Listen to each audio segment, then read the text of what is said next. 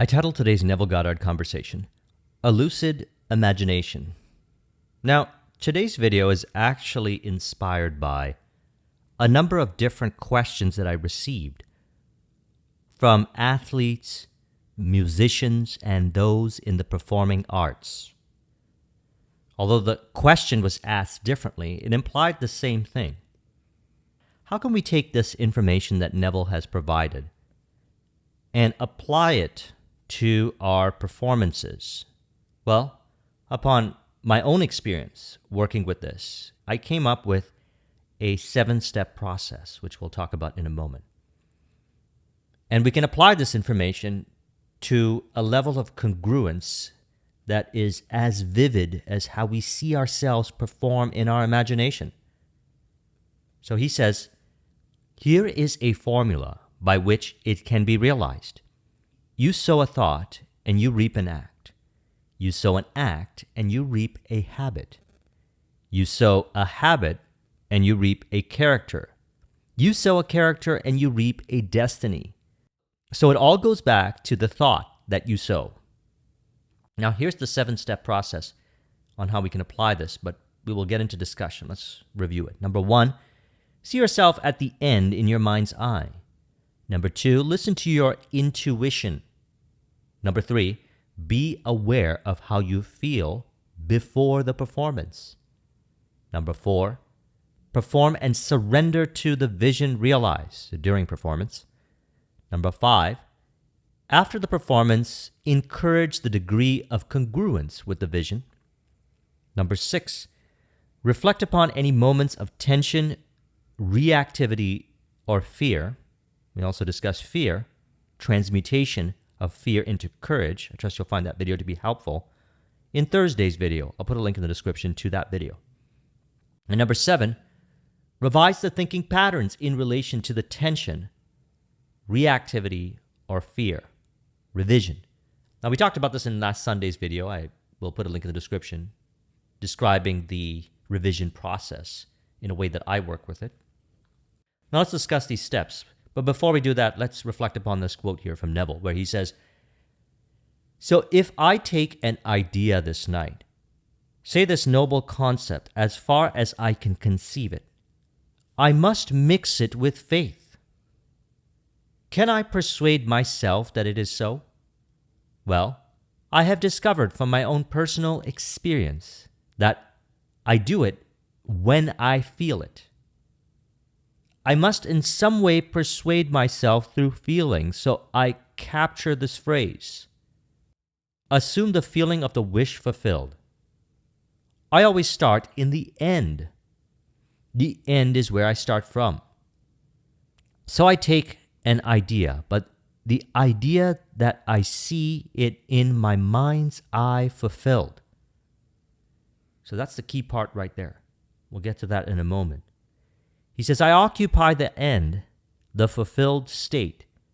I then view the world and see the world mentally as I would see it if it was true.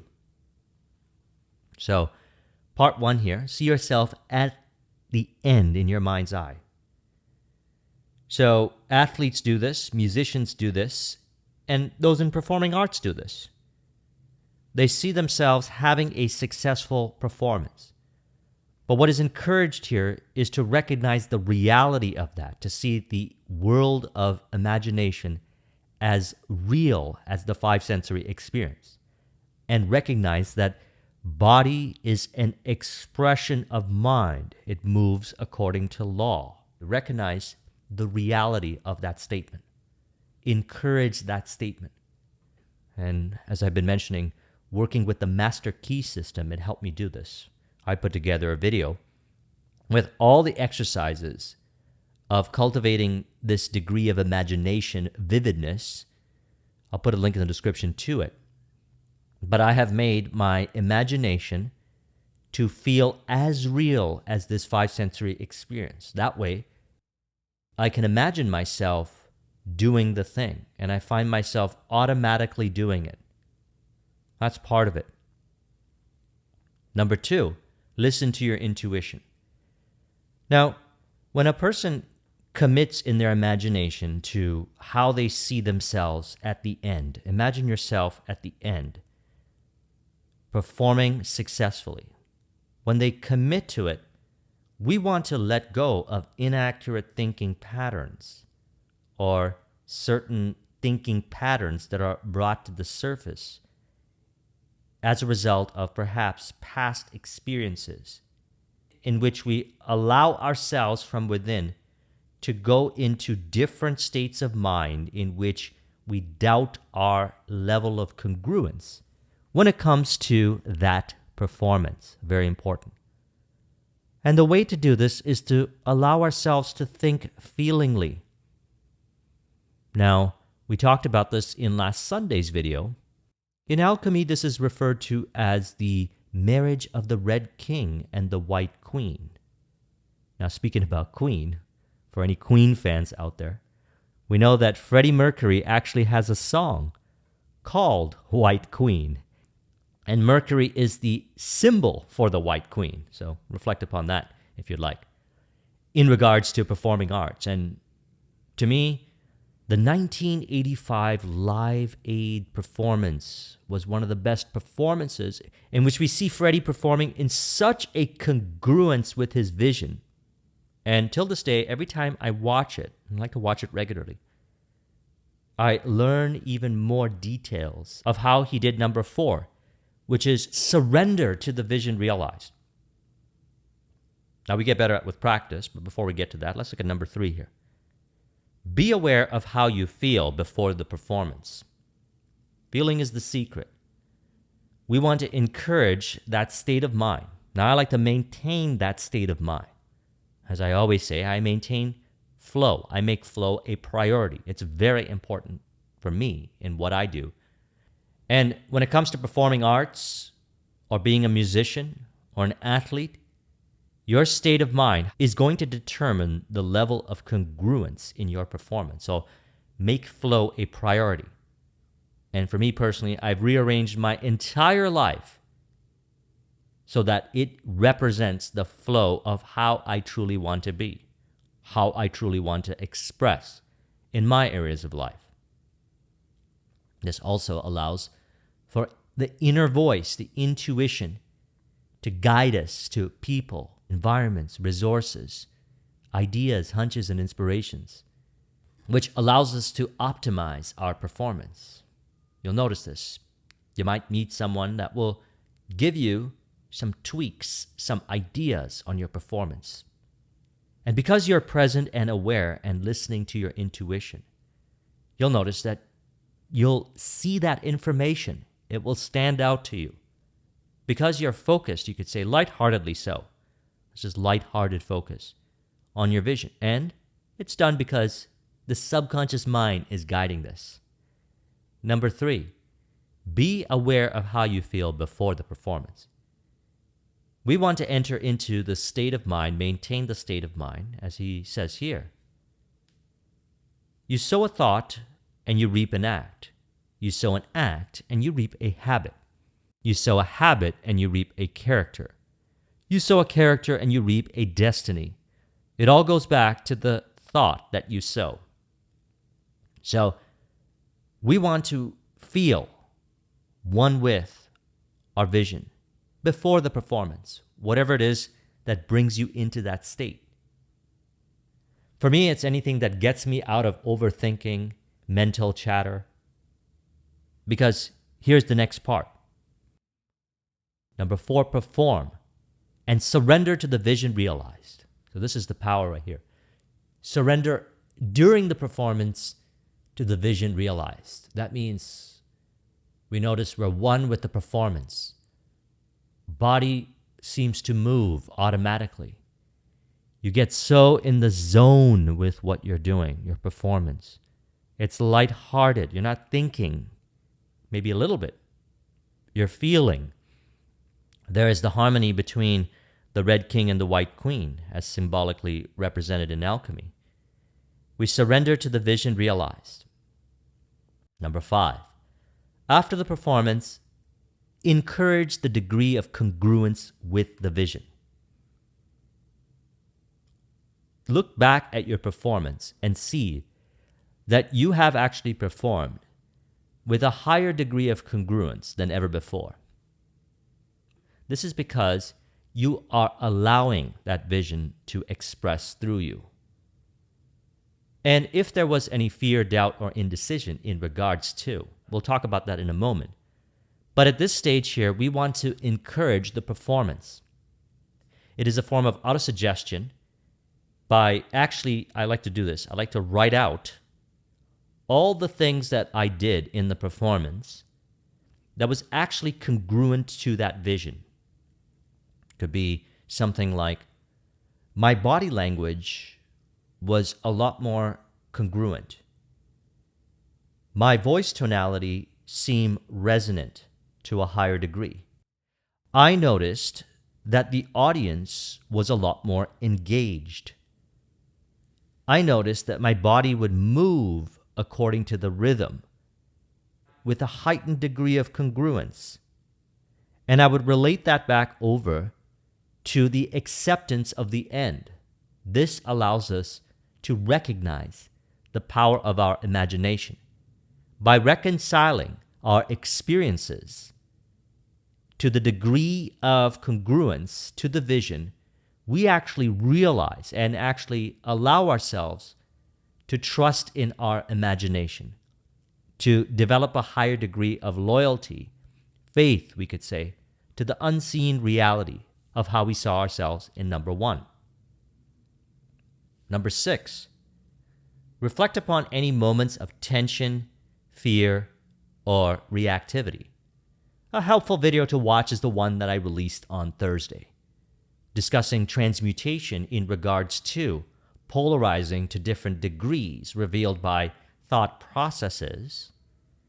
And this is why professional performing artists and musicians and athletes have those that would be able to discern based on the performance to be able to capture any kind of tension, fear, or reactivity.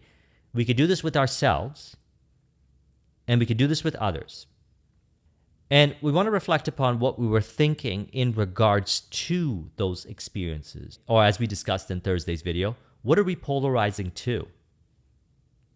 And number 7, here's where we apply the revision process, in which we discussed this in detail in last Sunday's video. Now, as we go through the process like this, by reflecting upon our thinking patterns and changing them, or we could say revising them, we find it easier to assume the feeling of the wish fulfilled before the performance, thus maintaining that state of mind, during the performance, which allows us to surrender to the vision realized.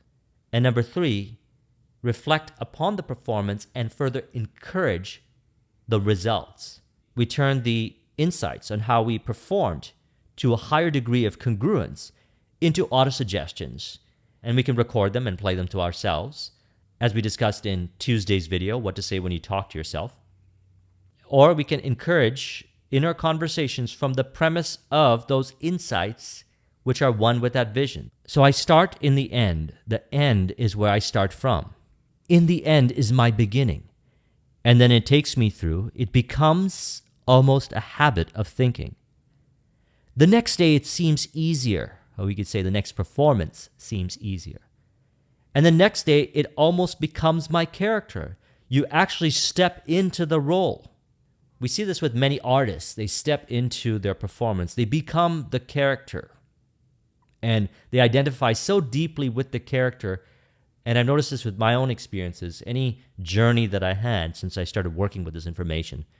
I noticed that I would surrender so much to what I was interested in. That seems to be all I would think about. All I would want to do, lightheartedly so. And so he says, the next day it seems easier, and the next day it almost becomes my character. And finally, I find myself fulfilling it in a way I could not have devised, because once we surrender to that vision realized, unknown forces, such as the power of intuition and the subconscious mind, stimulate our performance. And we allow that state. And since body is an expression of mind, it expresses congruently and flowingly from that state. He says, I didn't know how it happened. I couldn't have worked it out. I could not have placed myself in some state where I could just simply devise the means by which it came to pass. It seemed on reflection that it would have happened anyway, but it wouldn't have happened anyway. It just simply happened that way. So I know exactly what I want. Occupy the end, viewing the world from the end and seeing it in bloom, as it were, seeing it fulfilled. Then it becomes a habit. And finally, that's my destiny. So on this level, anyone can be free. Anyone. And by working with a process like this, a number of things end up occurring in our psychology. Number one, we recognize the vividness of imagination and start to see it as real as the five sensory experience. Reality feels more lucid. I actually did a discussion on lucid dreams. I'll put a link in the description to it. And what we'll also notice is that we'll trust in our imagination a lot more. That means before the performance, we can think ourselves back into the state of mind. Easier. During the performance, it's easier to surrender to the vision realized. And upon reflection after the performance, we can encourage the degree of congruence that we moved into. And if there was tension, reactivity, or fear, we could revise our thinking patterns in relation to those aspects. And as we do this, we're able to think feelingly during the athletic performance, as a musician, in our performing arts. And by the way, this conversation is one that I enjoy, that I've had with many performing artists. And, when we have a conversation like this, they start to realize that, this is what's really going on. And so let's go back to the beginning here to further encourage this. He says, here's a formula by which it can be realized. You sow a thought, and you reap an act. You sow an act, you reap a habit. You sow a habit, and you reap a character. You sow a character, and you reap a destiny. So it all goes back to the thought that you sow. Now, this is another reason why I always say I value the destination and I also value the journey. Because the journey reveals to me the degree of congruence to my vision. And by working with this 7-step process here that I outline, we find that it's easier to embody that state. We're also finding it easier to trust in our imagination as the source of expression. We're able to see that the inward eye, what we see there, is the source and expression, and we're able to feel beyond the five sensory experience programming of our past. And if there are any persistent thoughts in regards to tension, reactivity, or fear, we could use the process that he outlined to us to revise it. Now, as an athlete or a musician or someone in the performing arts, you've probably worked with a coach in which they were able to observe the tension, reactivity, and fear and suggest to you different perspectives in relation to. And you've actually noticed that from what was suggested to you, the perspective shift, you actually performed differently. And so we applied the revision process to look at our experience that we had before, during, and after the performance and see it for how it truly is, which is how would it actually be in regards to the vision realized?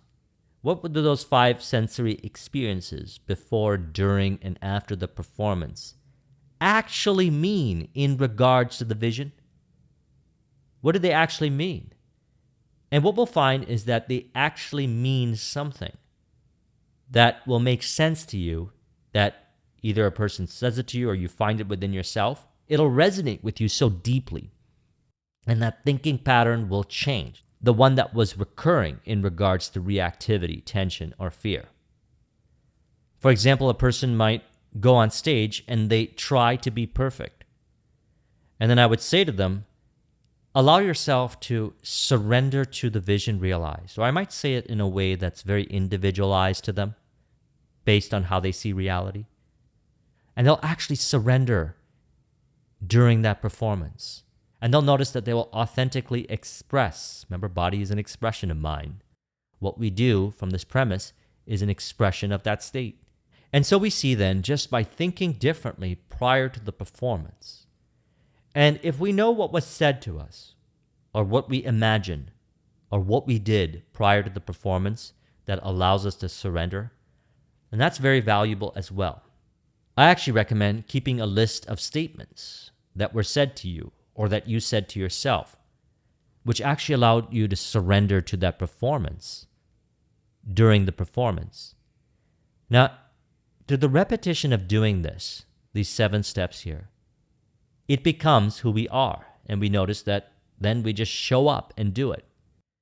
And we have higher visions for our performance.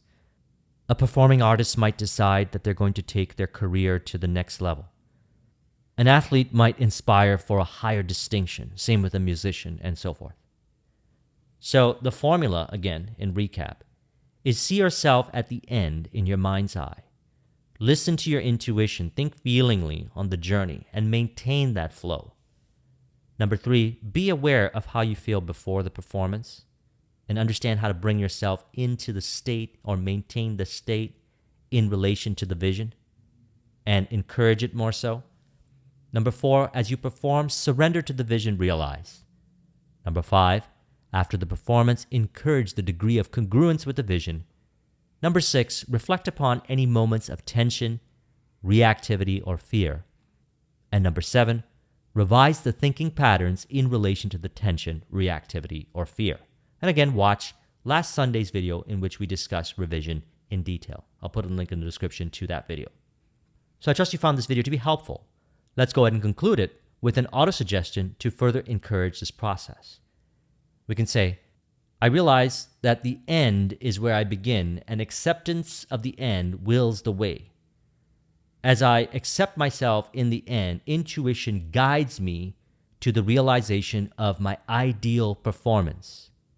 I prioritize my flow, as a result, maintain awareness as to what keeps me in the flow and further encourage it before the performance. During the performance, I find it easy to surrender to the vision of my performance realized as ideal. Upon reflection of the performance, I see the heightened degree of congruence in relation to my imagination being the source of my expression. I now realize that body is an expression of mine.